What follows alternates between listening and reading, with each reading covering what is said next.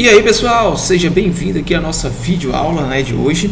Nessa série de vídeos que a gente vai estar falando sobre firewall, né? Vamos estar falando sobre roteadores de bordas, roteadores que ficam na ponta, né? Aquele roteador que recebe o link da sua internet e aquele roteador que ele funciona como um firewall. Ele que permite a entrada e a saída da sua rede, né? Qualquer dispositivo que precisar sair ou entrar na sua rede. Então, temos vários tipos de firewalls, né? Firewalls de open source, como o pfSense que eu coloquei aqui, tem dentre outros que são pagos, né?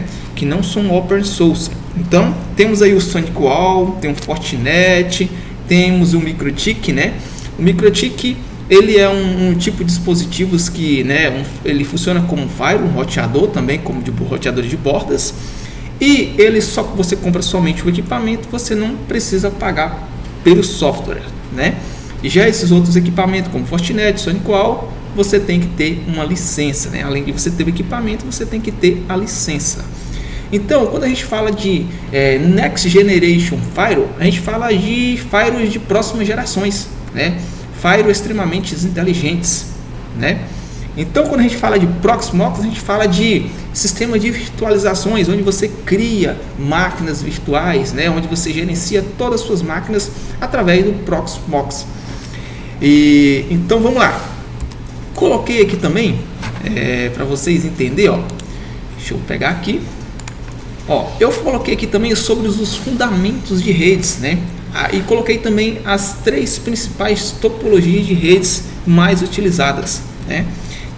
Claro que hoje a gente usa mais a topologia de rede em estrela. Então vamos lá, a topologia em anel, né? A topologia em anel, ela pode funcionar como ponto a ponto, simplex, né? Os tipos de cabos que são utilizados são pá trançado, fibra ótica, né?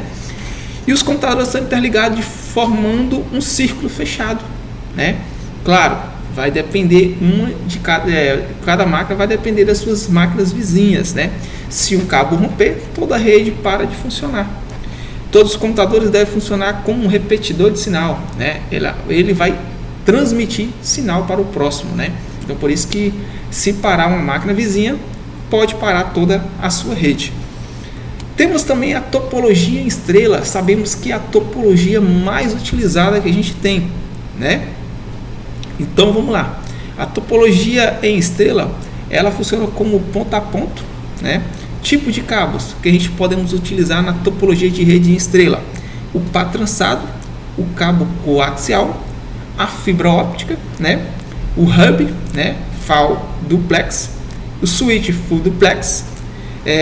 Temos os meios de padronização de Ethernet IEEE 802.3 que passa, né, 10 MB somente. Temos o Fast Ethernet, que o padrão dele, né, é IEEE 802.34, que ele vai até 100 MB, quer dizer o que? Até 100 MB, né? Já o padrão Giga, então quando você fala, vou voltar aqui um pouquinho atrás, quando você fala de Fast Ethernet, você fala que o padrão dele é top somente até 100 MB. Quando você fala de Giga, até 1000 GB, né, de tráfego na rede. Então você tem aí o padrão IEEE 802.23z, né, 1000 MB, que vai até 1000 MB. Temos o padrão de 10 GB, né, o Ethernet, né, que é o IEEE 802.3AE, né, que vai até 10.000 MB. E a topologia em estrela, a rede só para ser o equipamento, né? Melhor aqui, a rede só vai parar se esse equipamento aqui, ó, que é o nosso switch ou hub, parar, né? Se ele parar, a nossa rede inteira para. Se ele não parar, qualquer máquina pode dar problema de software, de hardware, nada vai afetar a nossa rede. Os computadores são interligados por esse equipamento central, que é o nosso hub ou então o nosso switch, tá bom? Temos a nossa topologia de rede em barramento, né? Ela funciona como multiponto também, o hall duplex. Ela utiliza aí cabos coaxiais, né? E todos os computadores são interligados por um cabo central, né, que chama aí esse cabo a gente pode chamar de backbone ou espinha dorsal. Quer dizer o que? Qualquer fiozinho que se romper, né, toda a rede vai parar. Temos também o terminador, que é o último aqui, ó, o último computador, né, que recebe, né, é utilizado para eliminar os sinais desnecessários na rede. Se qualquer cabo quebrar, né, como falei para vocês, toda a rede para, né, ela vai parar de funcionar. Então são esses três tipos de topologias de redes mais utilizadas, né. Falando aqui um pouquinho também, falando sobre as classes, né, as classes IP. Temos as classes, né, por exemplo, muitos alunos, né, que estão começando na rede, tem um pouco de dificuldade para entender como é que funciona as classes de IP, qual o IP que eu posso utilizar na rede. Temos aí a classe A, né? A classe A você pode utilizar do 0 até o 127. Então eu posso criar lá, por exemplo, 1.0.0, né? Ponto 1 ou ponto 254, você que escolhe o final, né? Fica melhor para vocês. E o total, né, dessa classe, o total de IP que essa classe ela tem, a gente pode utilizar é 16.777.216 IP, que a quantidade desse IP é 2 elevado a 24, que dá esse valor de IPs aqui, né, que são gerados para a gente poder utilizar na nossa rede, certo? Temos também a classe IP, né, que é a da classe B. A gente pode utilizar aí do 128 a 191. Por exemplo, se eu utilizar o 127, então é considerado que a gente está usando uma classe A.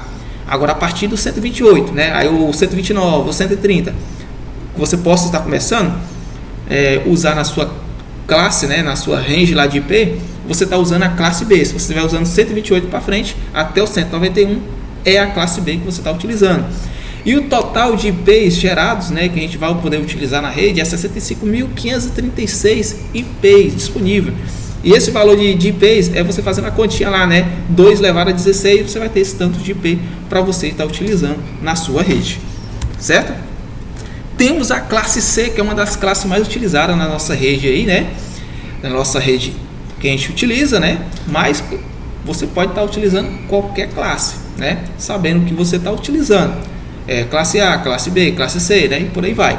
Então a classe C você vai utilizar do 192 até o 223. Por exemplo, eu vou começar a minha faixa de IP.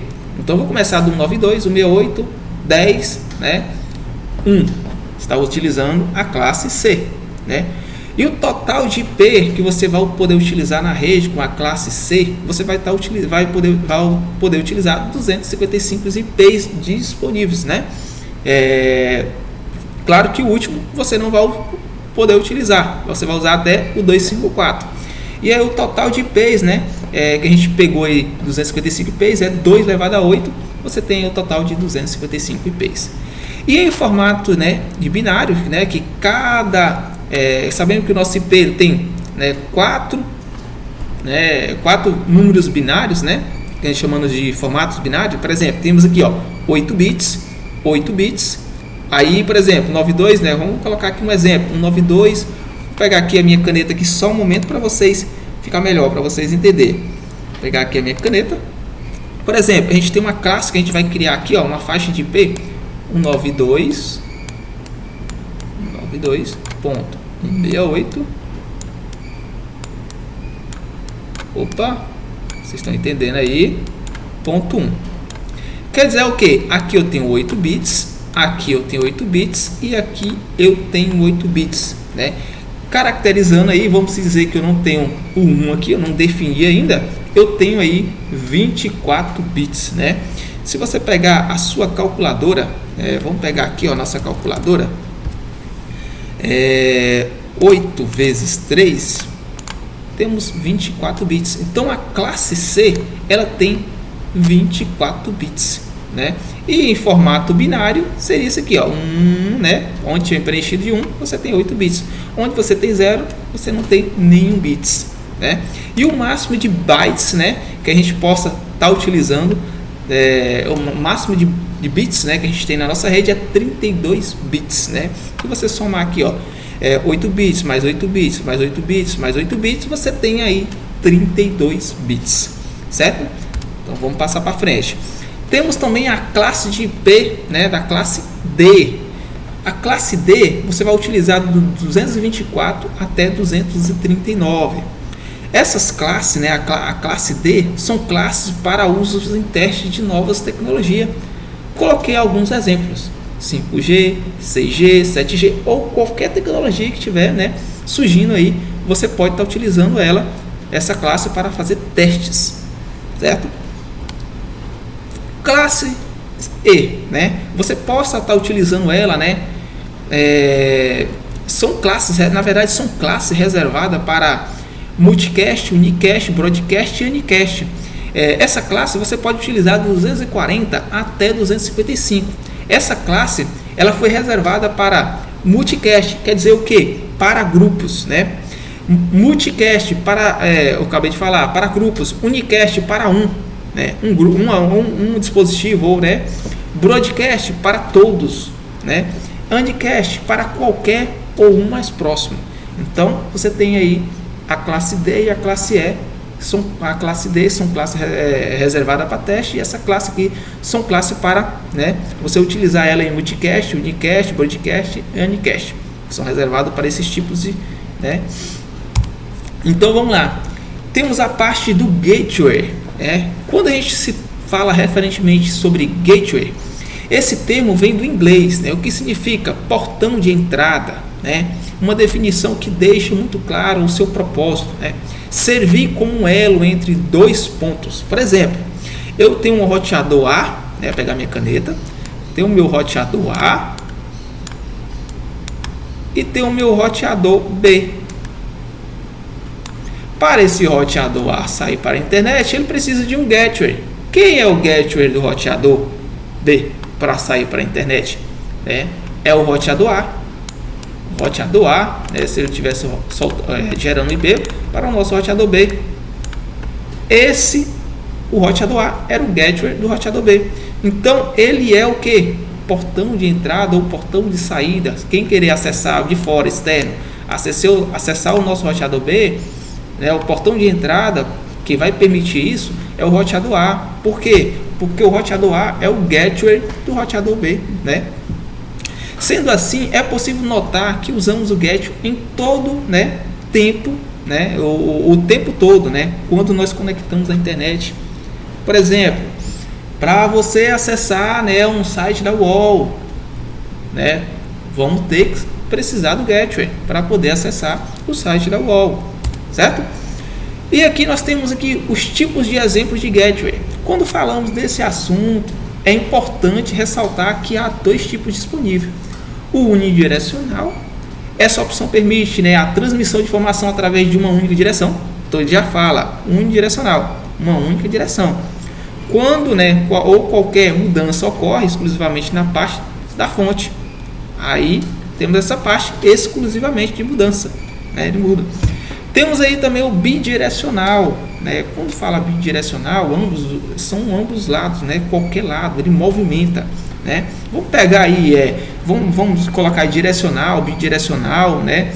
Omnidirecional, seria mais ou menos isso, né? Para vocês entenderem melhor. O movimento de dados pode ser realizado alterações através da ferramenta, fonte, tudo de forma sincronizada, certo? Então, além disso, os exemplos mais comuns de gateway usados nas redes são roteador, firewall, né? Roteador. Tivemos vários roteadores, né? Como eu falei para vocês aqui, roteador A, roteador B. Então, cada um tem o seu gateway. Aí aqui nesse roteador B, nós temos um celular, né? Celular. Temos um celular aqui, ó. Quem é o gateway desse celular? Ah, é o roteador. Então é o roteador B. Então o gateway, né, do nosso celular aqui dessa rede, que vamos dizer que essa rede aqui é roteada, e aqui nós temos uma outra rede que nós temos um notebook. São redes diferentes, né, com IPs diferentes. Então quem é o gateway do notebook aqui? É esse roteador, não esse. Né? Porque quem está gerando a faixa de IP do nosso DHCP é o nosso roteador A para o notebook, já que é o gateway do nosso celular é o roteador B, né? Agora vamos pegar um pouco de exemplos aqui diferentes Ah, beleza. Mas se o nosso roteador A está autenticando a nossa internet por IP fixo, né? Ou por PPPoE, ele que está recebendo a internet aqui do nosso provedor de internet, né? Nossa operadora, para sair para a internet, o gateway para sair para a internet ele vai ter que procurar aqui no roteador A. Esse celular vai ter que procurar aqui, né? Entendeu? É isso aí. E também temos os armazenamentos em nuvem, que a gente é um gateway, segurança de e-mails, tronco VoIP, né, Over Internet Protocol. E aqui eu coloquei, pessoal, uma imagem para vocês entenderem melhor. Aqui nós temos aqui, o cliente app. Ele está requisitando, né, ao gateway a API, né? E aí, depois que ele fez toda a verificação, né, segurança, roteamento, autenticação, né? Se gerou aqui algum erro, alguma coisa na autenticação, ele vai ter aqui os nossos logs e ele vai devolver as respostas, né? Então, para você entender melhor aí o nosso mapeamento, né? E também na essa videoaula de hoje vou falar para vocês sobre os principais protocolos de redes. Temos também os principais protocolos de redes, né? Quais são eles? Vamos lá, vamos falar um pouquinho sobre protocolos até a gente chegar na parte dos realmente, né, falar de cada um. Protocolos de rede. Hoje vamos falar sobre os principais protocolos de rede, que são conjuntos de regras, né, e padrões que possibilitam a comunicação entre dispositivos em uma rede de computadores. Eles garantem a transmissão, eficiência e a segurança de informação, permitindo, né, que a internet e outras redes funcionem de forma confiável. Eles são responsáveis por pegar os dados, né, que a rede, né, vai ser transmitido pela rede, ou dividi-los, né, por exemplo, né, vamos pegar aí que um computador enviou ou transmitiu, né, qualquer pacote. Aí ele vai pegar esse pacote, dividir em pequenos pedaços que são chamados, né, esses pedaços são chamados de pacotes.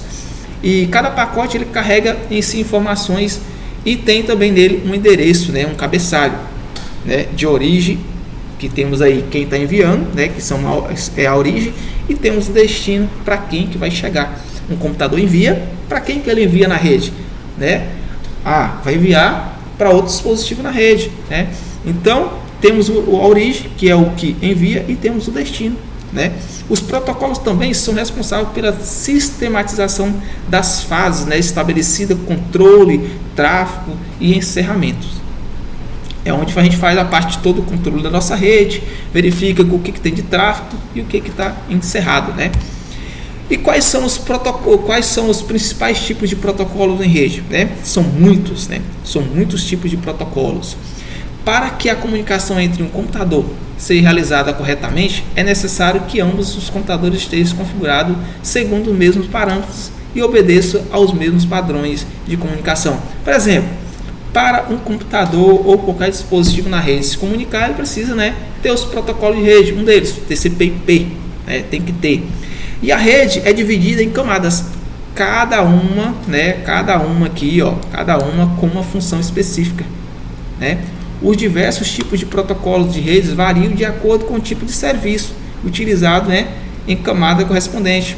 Por exemplo, para a tradução de nomes, nós temos o protocolo do DNS, né? E cada protocolo ele tem a sua porta, né? Sua porta de comunicação. Por exemplo, o DNS nós temos a porta 53, né? Para nós, né, a parte de hypertext, né, de visualização de textos dos nossos navegadores, nós temos aí o protocolo do HTTP, HTTPS, né, que são tipos de protocolo diferentes, menos seguros, mais seguros, né? Então vamos lá. Temos aí a camada de aplicação, né, lá no modelo, né, modelo OSIO, né? Ou seja, no modelo, né, de modelo OSIO, modelo TCP/IP. Mas exclusivamente vamos estar falando um pouco aqui sobre as duas, né? Quais são as diferenças. Camada de aplicação. Na camada de aplicação a gente tem lá o www, né, HTTP, SMTP, Telnet, FTP, isso aqui são protocolos, tá? FTP, SSH, NNTP, RDP, IRC, SNMP, POP, IMAP, SIP, DNS, PING. Camada de transporte, nós temos lá, né, a TCP, UDP, RDP, DCCP, SCTP. Temos também a camada de rede. Quais são as camadas? O que é a camada de rede? Aqui nós estamos já falando sobre as camadas, né, dos modelos, né, do modelo OSI ou modelo TCP. Claro que a gente tem todas, né? A camada de rede, nós temos aqui, ó, o IPv4, IPv6, IPsec e ICMP. Camada de ligação física, nós temos a Ethernet, o modem, PPP, FDDI, certo? E aí nós temos aqui as camadas do modelo, né, dos modelos aí, né, o modelo OSI e o modelo TCP/IP. As camadas, para vocês entenderem, ela veio para padronizar, né? Por quê? Vou colocar um exemplo aqui para vocês entenderem. Se não tivesse uma padronização, viraria uma bagunça, né? Então, por isso que veio os modelos de camadas, né? Que veio o modelo OSI e o modelo TCP, que veio para organizar. Por exemplo, no modelo TCP aqui, ó, TCP/IP, o mais utilizado é o TCP/IP, tá? Nós temos aqui, ó, quatro camadas, né? Ó, aplicação, transporte, internet e acesso à rede. Já no modelo OSI aqui nós temos, ó, 1, 2, 3, 4, 5, 6, 7 camadas, né? O que quer dizer? A camada aplicação, ele uniu essas aqui, ó, né?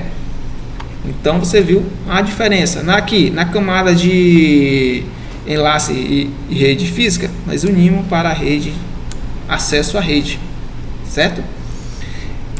Então aí, modelo OSI e modelo versus, né, modelo TCP/IP. Então o modelo OSI, né, a gente já aqui fala, né, Open System Interconexão. É o modelo TCP/IP, transmissão de controle de protocolo, Internet Protocol, né, IP. São dois modelos de referência usados para entender e padronizar as comunicações de rede de computadores. Ambos os modelos têm o objetivo de fornecer uma estrutura para compreensão. Então você viu aqui, ó, ela veio para entender e padronizar a comunicação de rede de computadores. Como eu falei para vocês, se não tivesse essa padronização, viraria uma bagunça. Então os modelos têm o objetivo de fornecer uma estrutura para a compreensão e organização de diferentes tipos, aspectos da comunicação em rede. A seguir estão algumas das principais diferenças entre as duas, né? A modelo OSI e a modelo TCP/IP, né? Então vamos lá. Números de camadas, né? O modelo OSI, né? O modelo OSI é composto por 7 camadas distintas. Aí aqui fala quais são elas, né? A camada física, a camada de enlace, a camada de rede, a camada de transporte, a camada de sessão, camada de apresentação e também a camada de aplicação. O modelo TCP aqui, ó, TCP/IP, é composto por 4 camadas, principais camadas de internet de rede, também chamada de camada de acesso à rede, camada de internet, camada de transporte e a camada de aplicação. Então você viu aí a diferença. Uma tem 7 camadas e a outra tem 4, né? Então vamos lá. Abstração da camada. Modelo OSI, cada camada do modelo OSI, né, é projetada para realizar uma função específica e oferecer uma abstração clara dos detalhes da implementação, facilitando a interrompibilidade entre diferentes sistemas. Já no modelo TCP/IP é um pouquinho diferente. As camadas do TCP/IP também possuem funções específicas, mas a abstração pode ser menor, né, menos rigorosa do que no OSI, né? Algumas funcionalidades podem ser combinadas em camadas. Popularidade e adoção. O modelo OSI, embora tenha sido um modelo conceitual, né? O que seria isso? O modelo mais utilizado para estudo, né? Universidades, né? Para a compreensão exatamente da rede, né? O modelo OSI não é tão amplamente usado na prática quanto o TCP/IP. Então, mais utilizados são o TCP/IP. E o mais frequente utilizados, né, em contextos acadêmicos ou em debates teóricos sobre redes, né, estudos, né, melhor aprofundamento, né, aprofundar melhor. O modelo TCP/IP o TCP/IP é o modelo dominante, né, na implantação prática da internet e da maioria das redes modernas, né, amplamente adotado e referenciado em configurações reais, né, onde você pega, né, o seu laboratório e começa a montar, né. Em resumo, o modelo OSI é o mais teoricamente geral, enquanto o modelo TCP/IP é o mais prático e específico, né, referindo à estrutura real da rede moderna, especificamente a internet. Ambos os modelos têm suas vantagens e contribuições para o entendimento das redes de computadores. Mas é o TCP/IP, lembre bem aqui, mas é o TCP/IP que se tornou o padrão predominante, né, em implantações reais, certo? Quando a gente fala de TCP/IP, a gente fala de transmissão, controle, protocolo, internet, protocolo, né? O TCP/IP é transmissão, né? Protocolos, né? De controle de protocolos, né? E o IP é internet protocolo. O TCP/IP é o protocolo mais fundamental da internet e muitas redes modernas. Ele é composto por duas partes. Quais são elas? TCP/IP é responsável pelo controle de transmissão e confiável de dados. E o IP, ele é o quê? Ele é responsável pelo endereçamento, né? E roteamento dos pacotes pela rede. É a base para o funcionamento da World Wide Web e de muitos serviços online que usamos diretamente. Um dos protocolos, né, que a gente temos aí é o Hypertext Transfer Protocol, né? É um protocolo, né, de aplicação que permite a transferência de informações na web. É ele que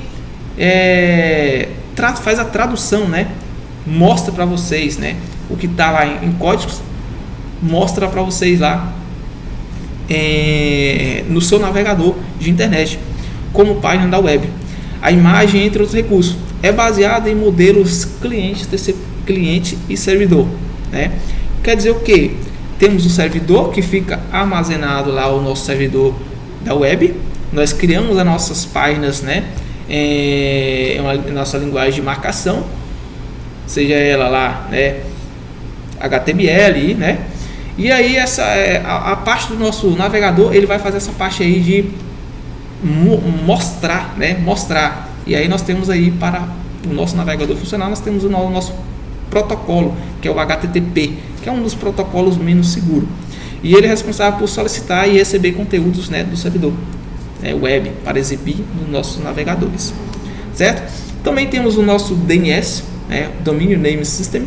DNS é um protocolo que converte, né, pega aquele site que está rodando atrás de um número e traduz para nomes, né, endereço de IP para nomes.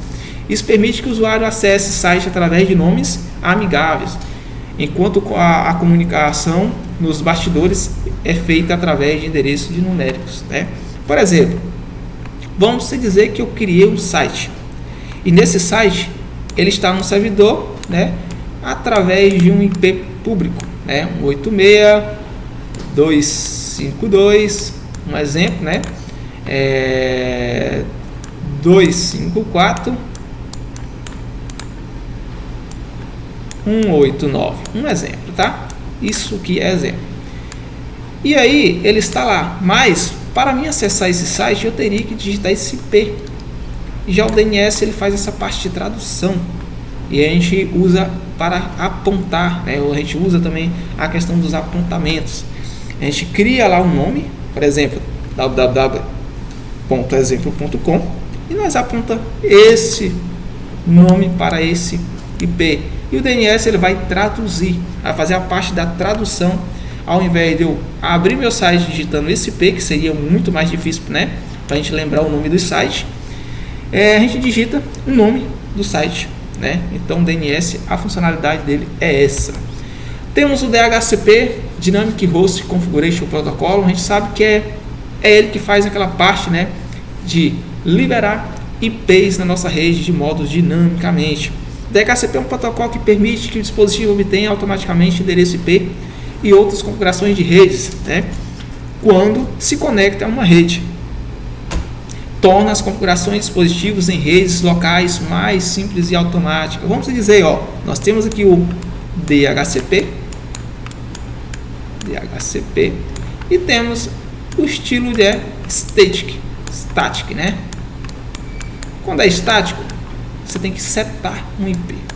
Quando é DHCP, ele vai pegar automaticamente, né? A gente cria uma range de IP com DHCP e quando a gente conectar o nosso celular, a nossa rede Wi-Fi, ele vai estar pegando lá um IP do DHCP.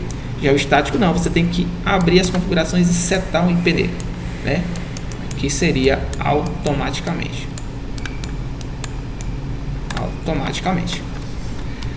Temos também o protocolo, né, de transferência de arquivos, né, que é o FTP, File Transfer Protocol.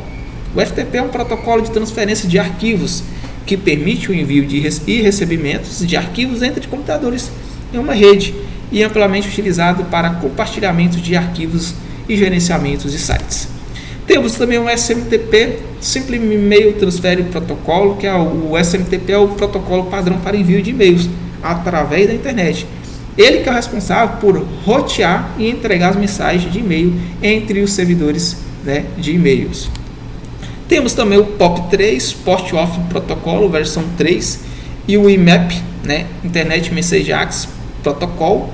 O POP3 e o IMAP são protocolos de recebimentos de envio de e-mail. Então a gente tem lá o de envio e temos o de recebimento, utilizado pelos clientes de e-mail para baixar as mensagens. Então aquele anterior, o SMTP, ele fica no servidor, né? Ou também no nosso também, que a gente tem que enviar e-mail também. E temos o POP3, que também está incluso no nosso client, né? Nosso e-mail, nosso gerenciador de e-mails que está recebendo e enviando. O POP3 também, ele baixa as mensagens para o dispositivo local, então ele salva lá um backup, né? Enquanto o IMAP ele permite só acessar e gerenciar as mensagens diretamente do servidor. Então ele vai se comunicar diretamente com o servidor, né? E tudo que você mexer, está mexendo lá dentro da caixa de entrada. Já o POP3 não, ele baixa para a sua máquina e fica lá no servidor também. Temos SSL TLS, Security Socket Layer, Transport Layer Security. SSL e TSL são protocolos de segurança que garantem a comunicação, né, criptografada entre cliente e servidor. Quando a gente fala de cliente e servidor, a gente fala que é o seguinte, ó, temos o nosso notebook aqui, ó, nosso notebook da pessoa que está acessando o site, um exemplo. Vamos colocar ele como cliente, tá? Esse aqui é uma máquina cliente. Nós temos lá um site, né? Um site